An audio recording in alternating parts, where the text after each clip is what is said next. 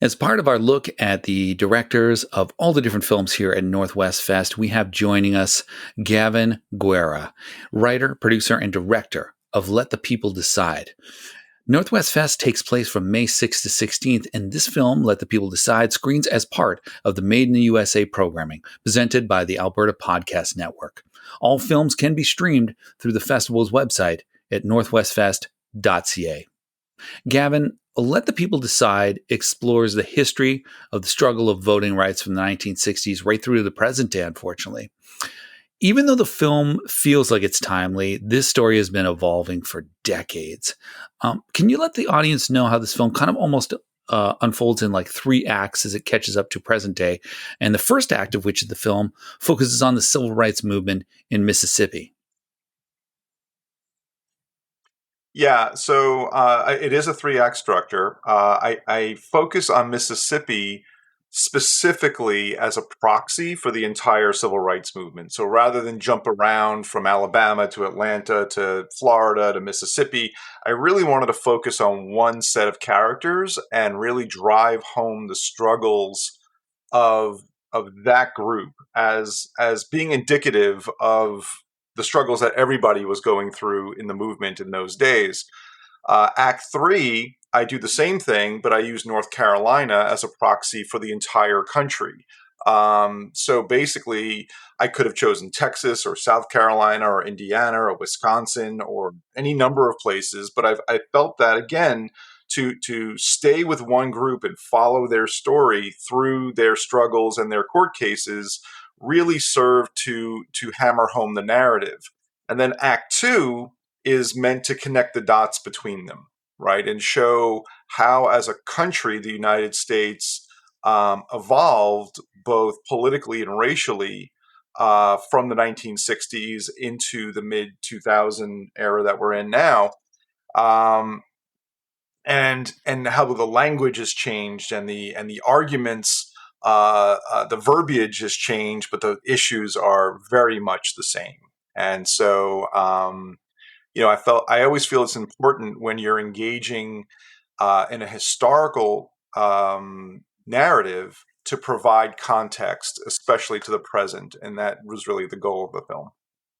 Yeah, one of the more fascinating parts, and I think that probably sticks with people quite a bit. You have some incredible interviews there, but the first-person accounts of participants in the civil rights movement, as well as those kind of present-day activists that are fighting to preserve the momentum gained in 1965 with the Voters' Rights Act, are probably, for me, the things that stuck with me the most, because in those moments it became painfully clear that the work is not done and may never be done.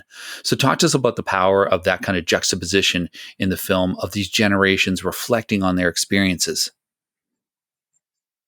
Yeah, it was really powerful for me. As you know, having seen the film, I mean, I have a fairly large and ever-growing in memoriam section where a lot of these people have passed since I have interviewed them.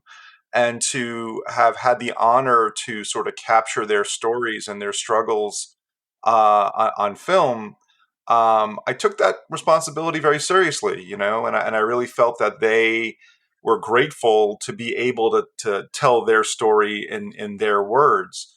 Having said that, they were mostly kids when this was happening. They were very young, most of them. They were in their late teens, early 20s, with all the idealism of youth and the sort of invincibility that comes with that veneer was painfully punctured often.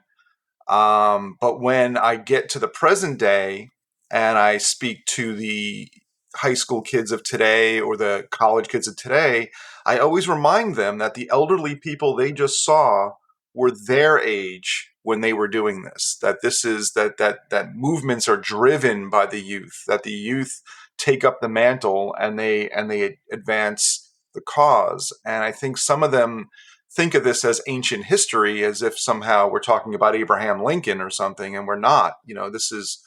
This is 50 years ago is an eye blink, and I think that to have that then and now perspective, right, to watch these people who are now in their 80s, as you said, reflect back and sometimes question whether it was all worth it. I don't think any of them would take it back. I think they all feel it was very much worth it. This film, as the title states, is kind of designed to make sure that your audience is allowed to absorb the information and end up drawing their own conclusions. Even though I think, the choice is an incredibly easy one. Why did you feel it was necessary to speak to conservatives that support these modern voter ID laws?